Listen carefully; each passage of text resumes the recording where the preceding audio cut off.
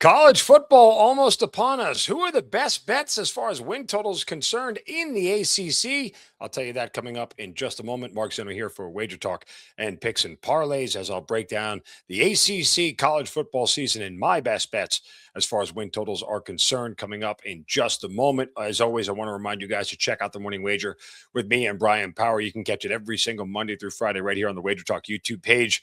We give you 3 free plays every show. We want you to tune in for that reason alone because you're going to get some winners from us every single day.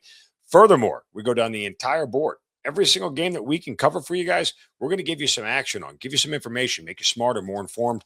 Hopefully, you place more calculated wagers, you win some more money. And of course, we do the one thing that nobody else does, and that's offer you the best deal out there. It's a buy one, get one 3-day pass with me and Brian Power. And remember, you get all of my plays, all of Brian Power's plays, one low price.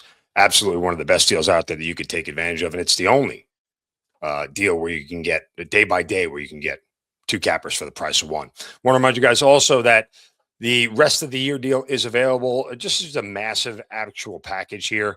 When you get the entire college football season, most of bowl season, including the college football playoff games on New Year's Eve, you get 17 of 18 weeks of the NFL regular season, the start of hockey, the start of NBA. You get all those major college basketball tournaments that go on prior to the holidays that are great, even the ones that go on throughout the holidays. I mean, you have a ton of value here. This is a long-term deal. It's a long-term value. It's what you got to think, and that's 100% the way you have to think about this. If the long-term thing is not your thing, the summer special is still available. You can get it now through August 31st. You buy 3, you get 3 free. It's one of the best deals you can get as far as value is concerned in the short term, every play in every sport. And again, you guys asked us to extend it. We did. August 31st. That's where it is. Of course, reminded to you guys, as always, make sure you check out $5 Tuesday. And as we get ready for football season, take advantage of this deal to get the $21 million Pro Football Survivor Contest entry. Use Wager Talk. You get a $100 bonus on Splash Sports. Absolutely worth it. This is a deal where you're going to end up going head-to-head with BP and I. We have a co-entry together. We want you guys to sign up and enter the contest. Try to win that $21 million. We'll be going over our picks every Friday on the Morning Wager, so make sure you guys tune in again for that as well. But try and enter the $21 million Pro Football Survivor Contest. Take advantage of that. Okay, let's get to the ACC here because I think that there's some value here in some of these bets. At least we're going to go through the win total ones that I like the most because these are plays that I've studied and looked at, and I think that you can find value in. Let's start here right now with Virginia over 7.5 wins. And over on the Crown, this is priced at -150. Now, Virginia last year was a big darling. For the second year in a row, the scheduling gods have looked favorably upon the Cavaliers. They get to avoid Notre Dame and Miami again, the 2 best teams. And I know Notre Dame is not in the ACC, but they play the ACC schedule. But they avoid Notre Dame and Miami, and they swap out Stanford and Louisville for Syracuse and SMU, which is not really that much of a major upgrade. SMU, Louisville, pretty comparable. Stanford and Syracuse, both not that great. They do have to travel to Dallas to the SMU game, which is as far west as they go. And probably the toughest road environment that the Cavs are going to face this year is in Lane Stadium against Virginia Tech in the Commonwealth Cup. Now, I get that there are reasons to question the offense. Bo Prabula, the kid from Missouri, transfers over.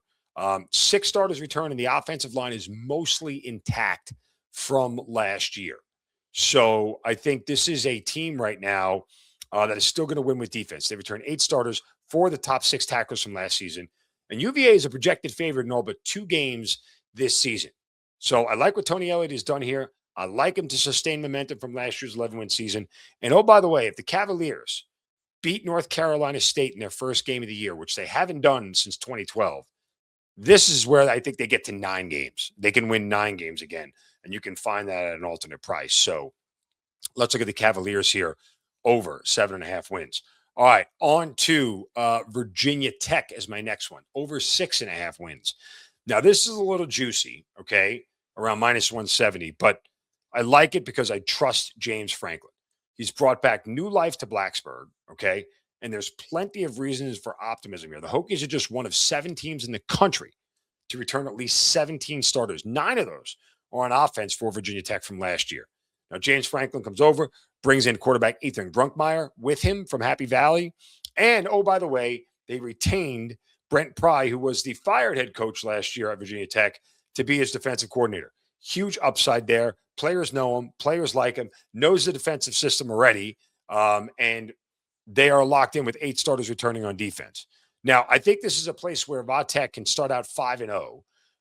Given the first 5 games, their toughest opponent in that span is Pitt in week 5, but that game is in Blacksburg. Now, the downside is they're going to play 6 true road games this year, and losing 4 of the last 5, including the game to UVA, which I talked about a moment ago, is a real possibility. I think it's a coin flip game on either side. But still, Franklin, the Hokies, I think that they turned the ACC on their ear a little bit this year, and I think they surprised some people. I don't think they're going to be in contention to win the ACC, although I've heard some people say that, and some people want to take a flyer on them. But I don't know if I'm ready to go that far, but I am ready to sit there and go, I think when I look at this team and I see what they are capable of, particularly at the outset, and they get some more stable quarterback play, then yeah, I think this sets up really well. And again, the schedule in the beginning of the year, there are 2 road games at Maryland and Boston College, both very winnable games. Down the stretch, though, it's at Clemson, at SMU, and at Miami, which is why I said winning 4 of the last 5 could be losses. Very tough with a home game against Stanford in between. So not an easy run here. They probably need to go 5-0 at the start. Coin flip game at Cal, home game against Vatech. Put it this way: if they go 5-0, win at home, win against Georgia Tech, home win against Stanford, gets them over there to the number. And I think it's a spot where you can play them. Okay, 2 more that we're going to look at here in the ACC. One, Georgia Tech under 6.5 wins. Now, look, Brent Key has been absolutely outstanding here for the Yellow Jackets. It's hard to not like what he did, but he's going to get a chance to experience how the other half lives after what has been departed from them. They lost a Heisman level play and Heisman level candidate with Haynes King. He's gone. Aaron Philo, who was supposed to be his successor, is now at the University of Florida. Buster Faulkner, who was Georgia Tech's OC from last season. So they lose their quarterback, they lose their OC. They only return 2 starters on the offensive line, and Blake Gideon, their defensive coordinator, who was so good, now back at Texas. So the Yellow Jackets only returned 10 starters in total. And look, I think Key is a great coach, but this is an avalanche of change. Yellow Jackets only favored in 4 conference games this year, and it looks like they're going to need to win 2 out of 3 against Tennessee, Clemson, and Georgia just to get to 7 wins. I don't really know that it can happen. Look, they get Tennessee at home, okay, on September 12th. And then I mentioned Clemson on the road and Georgia at Georgia between the hedges at the end of the year. I mean, if you assume those are 3 losses, they still have a home game against a Louisville team that's expected to be very good. They still have to go to Lane Stadium and defeat Virginia Tech and James Franklin, as I spoke about a moment ago. And they still have to travel to Pittsburgh, too, as well, in a spot where they struggled last year. And let me just recall correctly, they lost that game last year to Pittsburgh at home at the end of the year. That kind of killed their season. So that was the game that took them out of the college football playoff. So, I mean, this is not a favorable schedule here for the Yellow Jackets. And I just don't think that there really is a spot for them, for me to see them getting to 7 wins. And then one more flyer bet I'll take: Louisville to win the ACC at plus 800. There's a lot of change there for Miami. They could end up not being anywhere near as good.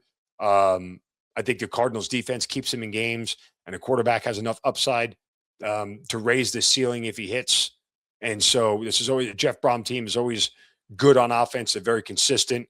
I think a flyer on Louisville to win the ACC would be my other bet for you guys to look at. So make sure you guys lock in all those bets for you. Check out the Morning Wager with me and Brian Power.